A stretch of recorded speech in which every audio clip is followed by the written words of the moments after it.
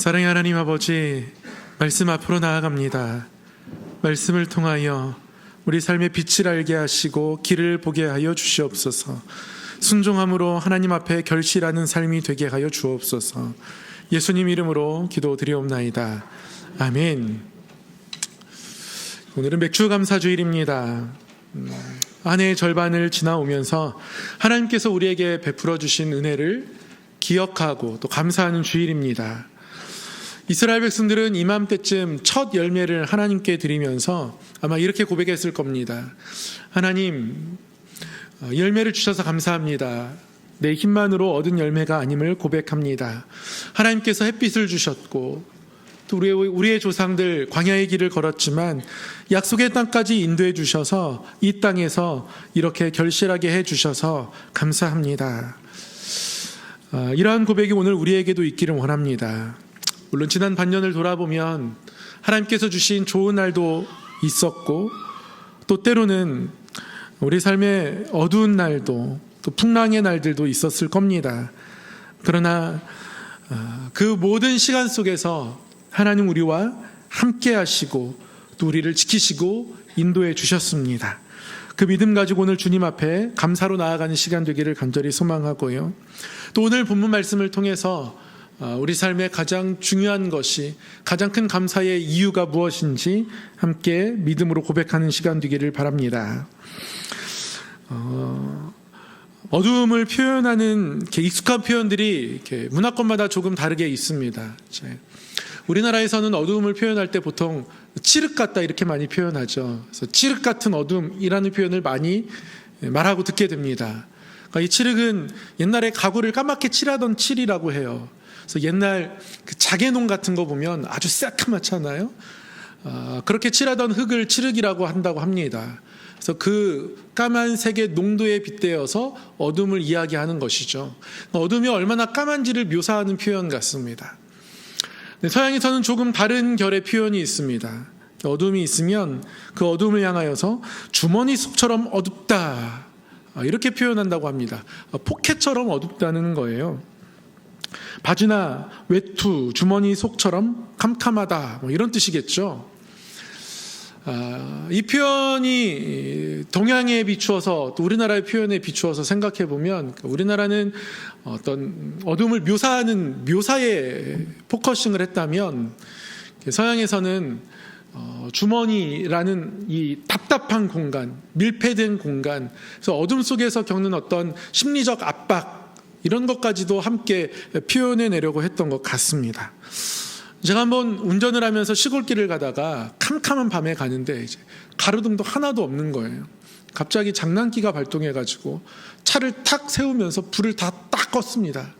그랬더니 차 안이 막 난리가 났습니다. 막 딸은 울기 직전 있고 빨리 아빠 불 켜라고, 여보 뭐 하는 거냐고 갑자기 약간의 장난기를 발동했다가 제가 거기서 큰일 날 뻔했습니다. 까만 게 그냥 색깔이 변한 게 아니더라고요. 어두움은 우리의 마음을, 우리의 생각을 포켓에 가두듯 답답하게 어렵게 만듭니다. 오늘 갈릴리 바다를 건너가는 이 배도 마찬가지입니다. 제자들이, 예수님은 산으로 기도하러 따로 가셨고 제자들끼리만 배를 타고 갈릴리 바다를 건너고 있습니다.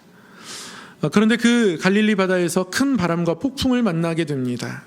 그리고 이 바다는 이 순간부터 이들을 가두는 포켓이 되어버리고 맙니다. 여러분, 검정 바다를 생각해 보셨습니까? 검은 바다. 바다는 참 두려운 곳입니다. 땅에서는 길이 있어요. 표지판도 있습니다. 발자국도 있고요. 여러 가지 세워진 어떤 조형물들을 보면서 방향을 짐작이라도 해볼 수 있습니다. 그러나 바다에서는 어디가 길인지 알 수가 없어요. 사방이 물입니다. 어두운 바다는 더더욱 무섭습니다. 거기에 파도가 내 배를 흔들면 흔들리는 나는 방향이 도대체 어디인지, 지금 배가 어디로 가는지 알 수가 없습니다. 여러분, 갈릴리 바다는 지형상 이러한 거친 바람이 매우 자주 불어오던 지역이었다고 합니다. 산지에서 내려오는 바람이 바다를 순식간에 흔들어 놓기가 일쑤입니다. 그런 바다를 지금 제자들이 건너고 있는 거예요. 생각해보면 여러분, 제자들 중에는 어부들이 많습니다. 갈릴리 바다에서 생업을 이어가던 어부들이 예수님을 따라 제자가 되었습니다. 그들에게는 이 갈릴리 바다가 매우 익숙한 곳입니다. 매일 나가서 고기를 잡던 곳이니까요. 그러니까 바다를 잘 아는 사람이에요. 그러나 아무리 바다를 잘 안다고 생각해도 그래도 바람이 불면, 폭풍우가 치면 바다는 누구에게나 낯설고 어려운 곳이 될 수밖에 없습니다. 여러분, 삶도 그런 면에서 참 바다랑 비슷하죠. 삶은 우리에게 익숙한 곳이에요. 우리는 익숙한 공간과 시간을 살아갑니다. 어제 살았던 것과 오늘 살았다는 곳이 비슷합니다. 집이 한 12채쯤 돼가지고 이렇게 돌아가면서 사시는 분은 좀 다르겠지만 웬만하면 그렇지 않잖아요. 우리는 익숙한 공간에서, 같은 공간에서 매 순간을 살아갑니다. 어제의 패턴대로 오늘을 살아가요. 그래서 삶은 늘 익숙합니다. 그런데 그 익숙한 공간에 바람이 치면 너무나 낯선 공간이 되어버리고 말아요. 계획을 세웠지만 뜻대로 되지 않을 때, 사람과의 관계가 흔들릴 때, 건강의 문제 앞에서 마음이 무너질 때, 자녀의 문제나 가정의 문제, 또 직장의 문제가 나에게 어렵게 다가올 때, 이럴 때 우리는 포켓 안에 갇힌 것처럼 쫓기는 마음도 생기고요, 두렵고 작아집니다. 그럼 오늘 제자들도 그렇습니다. 제자들이 폭풍 가운데서 헤매고 있는데요, 이때 예수님께서 이들에게 찾아오십니다. 예수님이 물결을 밟으시고 그들에게 가까이 오세요. 그러면 예수님을 발견한 제자들에게 일어날 당연히 예상되는 반응은, 야, 예수님 오셨다, 다행이다, 살 수 있을 거야, 이런 반응이었어야 합니다. 그런데 오늘 말씀에 보면 여러분, 제자들이 예수님을 보고 두려워했다는 거예요. 예수님이 배에 가까이 오시는데 그 모습을 보고 두렵더랍니다.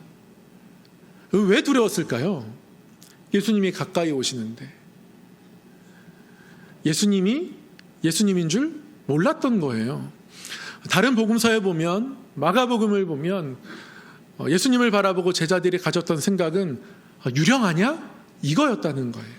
그러니까 예수님을 유령으로 바라봅니다.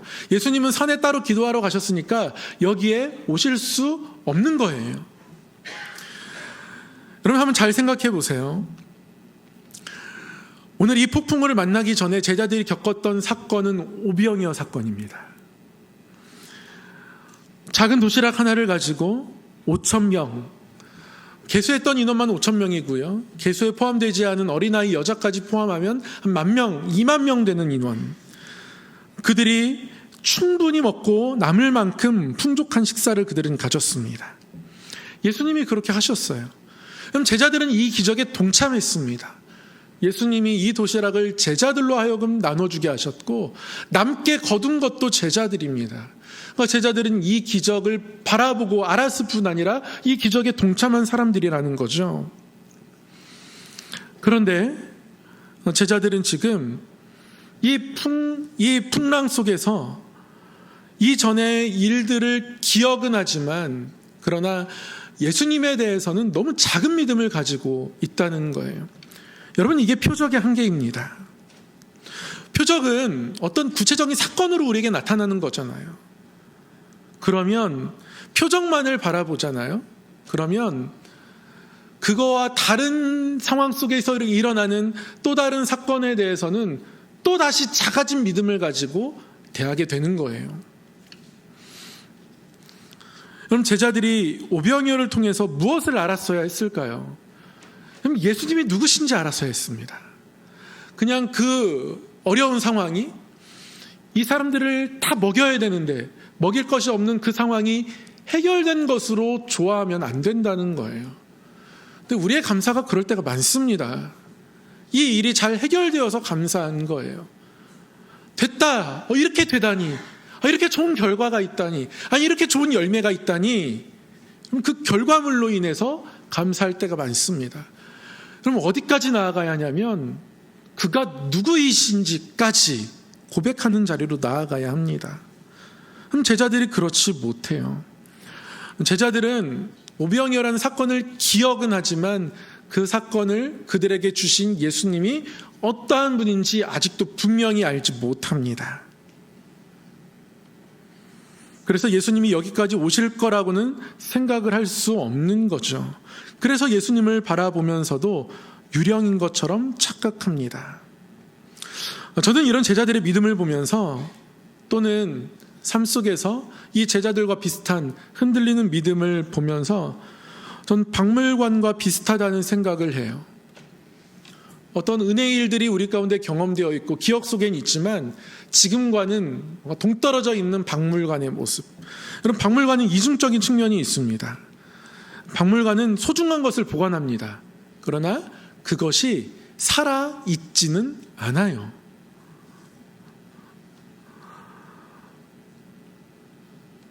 박물관이 살아있다라는 영화가 있습니다. 혹시 보신 적 있으실지 모르겠습니다. 대부분의 어른들은 박물관은 살아있다 이 영화를 보면 뭔가 포스터도 그렇고 애들 영화 같아 라고 생각이 되기 때문에 잘 보지 않으셨을 거예요. 저도 TV에서 지나가면서 몇 분 정도만 이렇게 잘라서 본 기억이 있습니다. 근데 이 영화 박물관이 살아있다라는 이야기를 보면 이게 2006년 영화인데요. 한 박물관에 한 남자가 경비원으로 취업합니다. 박물관에 대한 애정은 없어요. 그냥 먹고 살기 위해서 경비원으로 취업한 겁니다. 박물관에 무엇이 전시되어 있는지 어떤 의미인지 별로 상관이 없습니다. 그런데 근무 첫날 박물관 안에 있는 이 박물관 중앙에 커다란 공룡뼈가 있는데 이 공룡뼈가 움직이기 시작한 거예요. 뿐만 아니라 박물관 안에 있는 로마 군인, 카우보이, 원시인, 여러 동물들, 이 전시물들이 갑자기 살아서 움직이면서 여러 가지 소동과 이제 에피소드를 만들어냅니다. 이 영화의 주인공 레리 데일리는 이 움직이는 박물관의 전시물들을 보면서 처음엔 놀라다가 그들과 여러 일들을 겪으면서 박물관에 있는 이것들이 뭔가 살아있는 의미를 주는 것이구나. 그래서 이 박물관이 그냥 옛날의 모습을 보여주는 옛날의 것들이 아니라 지금 나에게도 의미 있는 것들이구나. 이제 이런 것들을 깨닫게 돼요. 아마 감독은 이 박물관에 있는 것들이 우리에게 참 의미 있는 것이다 라는 생각을 관객들에게 전달하고 싶었던 것 같습니다. 여러분, 근데 신앙도 그렇습니다. 신앙은 과거의 은혜를 박물관에 보관하는 일이 아니에요. 과거의 은혜를 오늘의 사건으로 다시 한번 가져오고 경험하는 겁니다.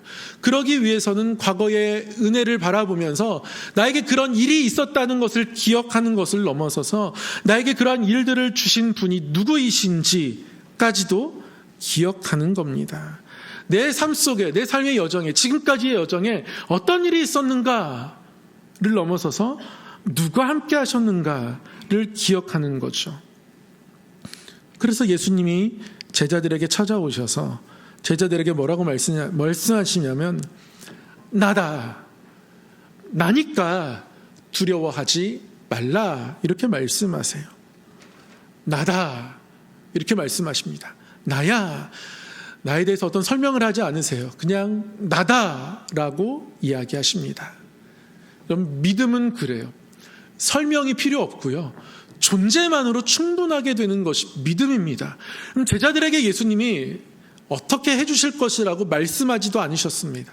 제자들이 지금 무엇을 바라고 있는지 말씀은 기록하고 있지도 않습니다. 나다라는 것으로 충분한 거예요. 이러한 비슷한 음성을 들었던 사람 중에 모세가 있습니다. 모세가 시내산에서 하나님을 만났어요. 가시떨기 나무가 있는데 그곳에 불이 있는데 가시떨기 나무가 타지 않는 이상한 현상 속에서 모세가 하나님을 만납니다. 하나님이 모세에게 바로에게 가서 내 백성을 이끌어내라고 말씀하세요. 근데 모세가 감당할 수 없는 일입니다. 중요한 것은 물론 이집트가 강대국인 것도 중요하고 부담스럽지만 모세는 하나님에 대해서 교육으로는 알고 있었지만 하나님이 누구이신지 현실 속에서는 만난 적도 없고 경험한 적이 없어요. 그러니까 이 백성에게 가서 누가 나를 보냈는지 물으면 할 말이 없는 거예요. 그래서 모세가 하나님께 질문하잖아요. 하나님, 저들이 누가 너를 우리에게 보냈냐라고 질문하면 저 뭐라고 해야 됩니까? 가서 감당할 일도 문제지만 누가 지금 나를 보내고 있는지 모르겠는 거예요. 하나님에 대한 현재로서의 경험이 없는 겁니다. 사람 누가 나를 보내었습니까? 이렇게 분명히 물을 텐데 뭐라고 대답해야 돼요?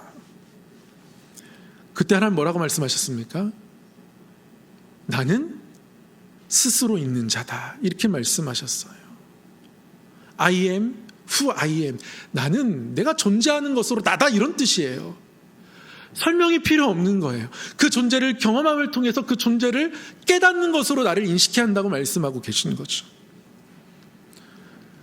지금 똑같은 문장을 우리 주님께서 말씀하고 있는 거예요. 나다.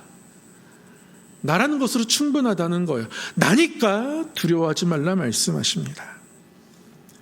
여러분, 제자들이 이 말씀을 듣고 예수님을 배로 영접합니다.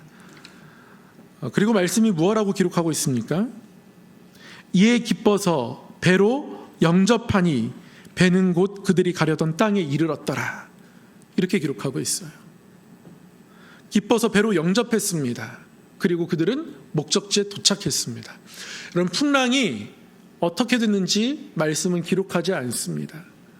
풍랑이 잠잠해졌는지 아니면 비교적 잠잠해졌는지 어떤 상황인지 말씀은 기록하지 않아요. 풍랑의 크기가 중요하지 않기 때문에 그렇습니다. 중요한 게 뭐예요? 예수님을 배로 영접했다는 사실이 중요한 겁니다. 영접했더니 목적지에 이르렀더라. 영접한 것으로 충분하다 말씀하고 있는 거예요. 여러분, 이 영접이 중요합니다. 요한복음 1장에도 기록하고 있어요. 1장 12절에 보면 영접하는 자, 곧 그 이름을 믿는 자들에게는 하나님의 자녀가 되는 권세를 주셨으니. 여러분, 이 영접 헬라어로 람바노라는 뜻이에요. 무슨 뜻이냐면 여러분, 취한다는 뜻입니다. 지금 예수님이 배에 올라타셨습니다. 그런데 배에 올라타는 것을 오늘 말씀은 어떻게 기록하고 있냐면 예수님이 배에 오르셨더라 이렇게 말씀하지 않고요. 제자들이 영접했다. 람바노, 영어로 테이크입니다. 취했다는 거예요. 붙잡았다는 거예요. 제자들이 예수님을 우리 배로 모셨다는 거예요. 여기 꼭 오셔야 된다고 붙잡았다는 겁니다. 이게 영접한다는 뜻이에요. 믿음은 주님을 영접하는 것입니다. 영접하는 것은 주님을 붙잡고 내 삶으로 끌어들이는 것입니다. 예수 그리스도, 그 이름을 우리가 취하는 것, 여러분, 그게 믿음이라는 거예요. 우리가 한번 예수님을 영접해서 그래, 나는 이제 하나님의 자녀이니까 이제 되었다, 믿음은 이렇게 말할 수 없다는 사실을 우리가 깨달아야 합니다.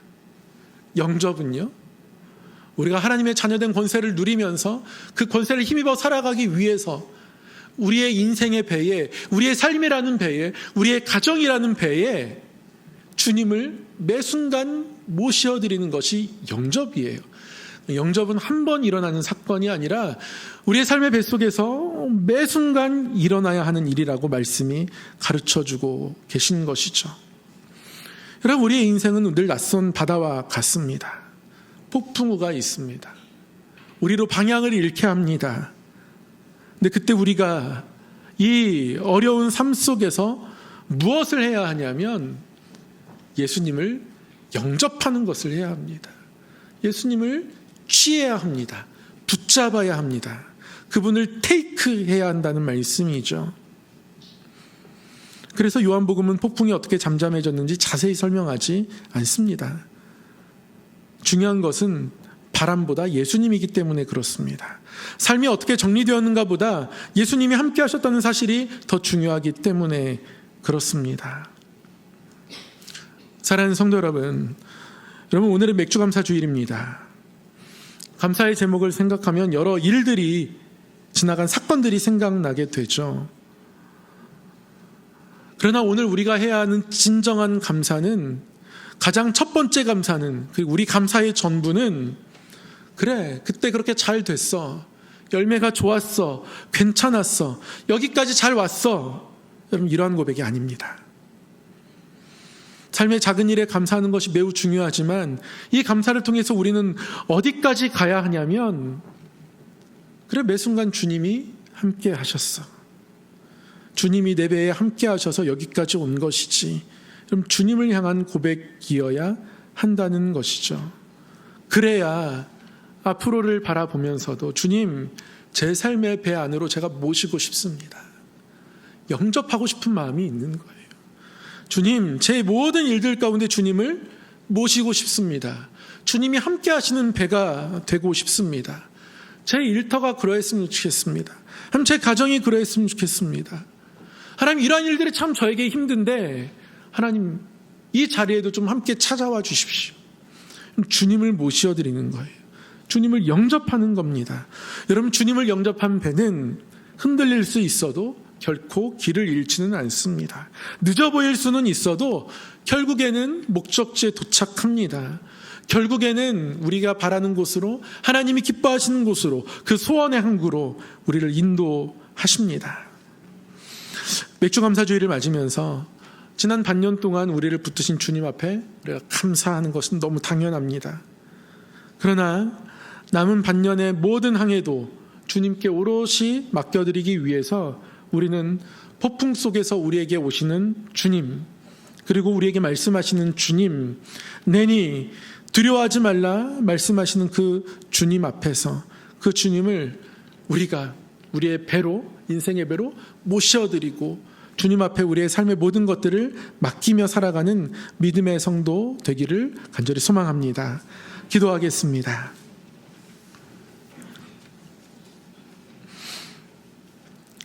사랑의 하나님 아버지, 폭풍 속에서 제자들에게 찾아오신 주님을 바라봅니다. 저의 믿음이 약하여 주님을 보고도 두려워하고 지난 은혜를 알고는 있지만 그럼에도 앞날에 대해서 두려워하며 살아갑니다. 사랑의 하나님 아버지, 저의 연약한 믿음을 긍휼히 여겨주시되 다시 한번 주의 말씀을 통해서 우리 주님을 사랑하고 사모하며 주님을 우리 삶의 배 안으로 모셔드리기를, 영접하기를 소망하오니 하나님, 두려움과 염려와 모든 계산과 모든 지친 마음들을 위로하며 다스려 주시고 주님을 우리의 배 안에 모시고 주님과 함께 동행하는 삶으로 모든 삶의 시간들을 살아가게 하여 주시옵소서. 하나님, 그럴 때에 우리를 주의 목적지에 이르게 하시고 주님을 인하여 더욱 감사하는 삶이 되게 하여 주옵소서. 예수 그리스도 이름으로 기도드립니다. 아멘.